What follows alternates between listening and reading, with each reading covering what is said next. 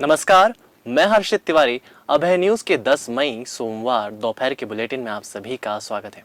आइए देखते हैं आज की कुछ प्रमुख खबरें।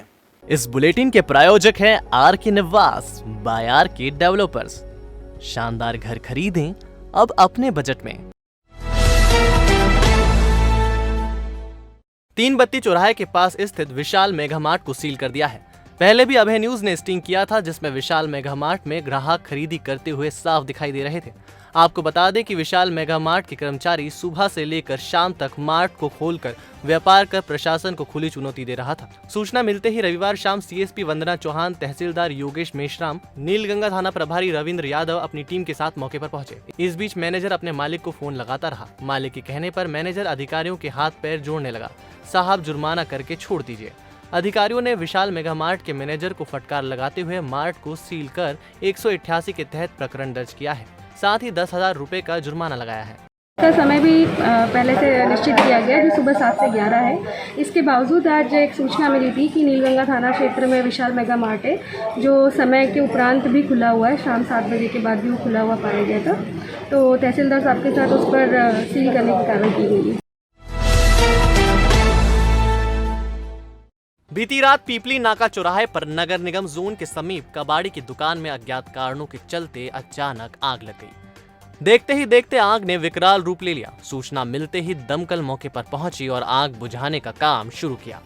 घंटों मशक्कत के बाद 9 दमकलों ने आग पर जैसे तैसे काबू पाया। घटनास्थल पर बड़ी संख्या में बसें भी खड़ी हुई थी, जिन्हें वहां से हटाया गया। यदि समय रहते आग पर काबू नहीं पाया जाता और आग अपनी चपेट में इन बसों को ले लेती तो बड़ा हादसा भी हो सकता था। आगजनी में करीब लाखों का नुकसान होना बताया जा रहा है। सूचना मिलते ही जिवाजीगंज पुलिस एवं विद्युत विभाग की टीम भी मौके पर पहुंच गई थी। आगजनी का कारण शॉर्ट सर्किट बताया जा रहा है। मध्य प्रदेश की शिवराज सरकार पहले तो प्रदेश के पत्रकारों को कोरोना फ्रंटलाइन वॉरियर मानने से ही इंकार कर रही थी, और जब माना तो उसमें भी विसंगतियों की भरमार हो गई। राज्य शासन के आदेश ने प्रदेश के पत्रकारों को 2 भागों में विभाजित कर दिया।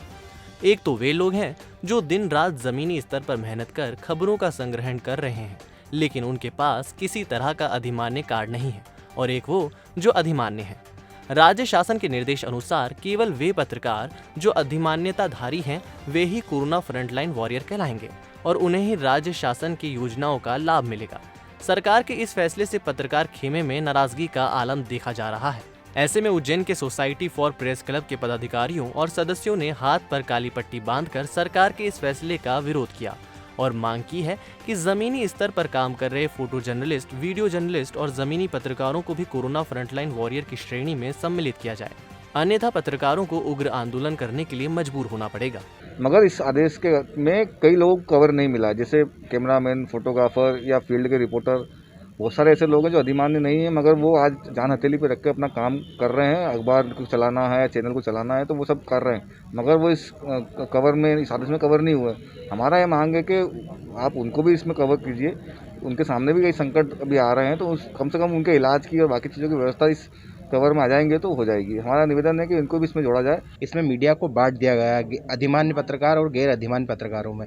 अधिमान्य पत्रकारों को तो फ्रंटलाइन वॉरियर्स माना गया है, किंतु जो गैर अधिमान्य पत्रकार हैं, जो फील्ड के पत्रकार हैं, कैमरामैन हैं, उनको उन्होंने इसमें शामिल नहीं किया है। इसी मांग को लेकर हमने आज ये सांकेतिक रूप से धरना दिया है, जिसमें कोरोना गाइडलाइन की सभी नियमों का पालन करते हुए धरना दिया गया है। उज्जैन के महाकाल थाना क्षेत्र अंतर्गत हरसिद्धि गेट बड़ी तूड़ी में रविवार रात कुछ असामाजिक तत्वों ने जमकर उत्पात मचाया और 3 युवकों पर हथियारों से लैस होकर हमला कर दिया। घायल युवकों का उज्जैन के जिला अस्पताल में इलाज किया जा रहा है। जानकारी के अनुसार बड़ी तोड़ी में रहने वाले समीर उर्फ हुजैफा पिता मोइनुद्दीन उम्र 19 वर्ष, नावेद पिता शरीफुद्दीन 19 वर्ष और उबैद पिता शरीफुद्दीन 22 वर्ष पर क्षेत्र के ही रहने वाले कुछ युवकों ने धारदार हथियारों से हमला कर दिया। आरोपी युवक घायलों पर पुराने विवाद में समझौता करने का दबाव बना रहे थे। हमला करने वालों में इम्तियाज उर्फ मांडा, रोशन, आदिल, रफीक और गोलू नामक युवकों के नाम सामने आ रहे हैं। बताया जा रहा है कि आरोपी कुछ दिन पहले ही जमानत पर छूट कर आए हैं। हमले में घायल युवकों के परिवार की महिलाओं को भी चोट लगी है। फिलहाल महाकाल थाना पुलिस ने प्रकरण दर्ज कर मामले की जांच शुरू कर दी है। हमारे मोहल्ले में कुछ लोग गुंडे हैं, 5-7 दारू बेचते हैं, दारू इनका पीते हैं और ये उपद्रव करते रहते हैं। थोड़े टाइम पहले इन्होंने हमारे चाचा के लड़के को इन्होंने मारा था, उसमें आए थे कि ये केस तुम वापस लो और अभी भी जमानत पे छूटे हुए ही हैं। हम तो घर पे थे, नमाज़ पढ़ के सिपारा पढ़े थे और ये आए, ये हमारे घर में घुस गए, इन्होंने मारपीट करी, जिसमें ये तलवार पाइप पत्थर इन्होंने हमारे घर पे चलाया, जिसमें मैं घायल हो गया। दोनों सिर पे मार दी मेरे को, हमारी मम्मी को भी मार दी इन्होंने। और ये बहुत हमारे को परेशान कर रहा है कब से। ये कहते हैं कि तुम हमारे से केस वापस लो। शहर में ऑक्सीजन की किल्लत को लेकर लोग परेशान हो रहे थे। लोगों को खाली सिलेंडर लेकर इंदौर जाकर कई घंटों लाइन में लगने के बाद उनकी सिलेंडर रिफिल हो रही थी। साथ ही सिलेंडर भरने को लेकर अधिक राशि भी देना पड़ रही थी। इन सब परेशानियों को देखते हुए विधायक गायत्री राजे पवार ने भोपाल चौराहे पर प्रमीला राजे परिसर में ऑक्सीजन रिफिलिंग की सुविधा किफायती दामों में लोगों को दी है। जो लोग होम क्वारंटाइन होकर घर पर कोरोना संक्रमण का इलाज करवा रहे हैं, उन लोगों को ऑक्सीजन सिलेंडर भरवाने के लिए यह सुविधा दी गई है। गैस रिफिलिंग की व्यवस्था का निरीक्षण करने विधायक गायत्री राजे पवार और विक्रम पवार पहुंचे। रोजाना करीब 150 सिलेंडर ऑक्सीजन की रिफिलिंग लागत मूल्य में की जा रही है। द्वारा जो सेवा दी जा रही है और जो भैया जितने में लगे हुए सेवा में, के द्वारा सेवा सुबह 10 बजे 5 बजे अच्छे से सेवा दी जाए, सभी को आराम से सिलेंडर मिल रहे और कोई परेशानी भी नहीं हो रही है। पर एक समस्या हमें देखने को मिल रही थी कि जो घर में पेशेंट्स हैं आइसोलेटेड, उन्हें ऑक्सीजन की बहुत कमी महसूस हो रही थी। केवल ऑक्सीजन के लिए उनको उठकर हॉस्पिटल में जाके एडमिट होना पड़ रहा था। तो इसका निदान करने के लिए हमने ये सेंटर यहाँ शुरू किया है, जिसमें लागत मूल्य से जितने में हमको खरीदना पड़ता है ऑक्सीजन, ट्रांसपोर्ट वगैरह सब मिला के लागत मूल्य में हम घर में ट्रीटमेंट चल रहे ऐसे पेशेंट्स को ऑक्सीजन सिलेंडर यहाँ से उपलब्ध करा रहे हैं। उन्हेल के सरकारी दावों की बात की जाए तो यहाँ पर हालात अब सामान्य होने लगे हैं। यहाँ पर लोग कोविड-19 के सभी प्रोटोकॉल को अब बराबर फॉलो कर रहे हैं। किंतु यदि हकीकत की बात की जाए तो परिस्थिति इसके बिल्कुल उलट है। यहाँ के दावों की पोल खोलती है तस्वीर दूध का दूध और पानी का पानी कर देगी।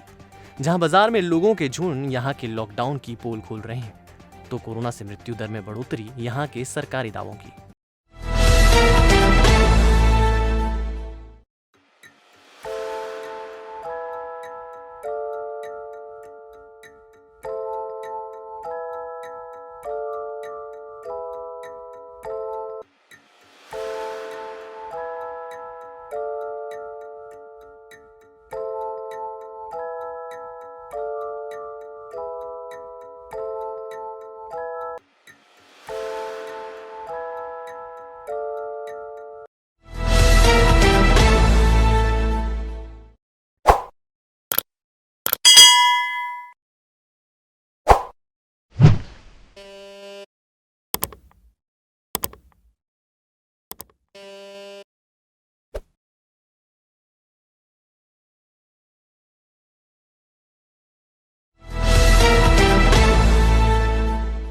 तो आपने देखा हमारा बुलेटिन। आपको हमारा बुलेटिन कैसा लगा, इसका फीडबैक कमेंट सेक्शन में जरूर दीजिएगा। कल फिर मिलेंगे नए बुलेटिन के साथ। नमस्कार।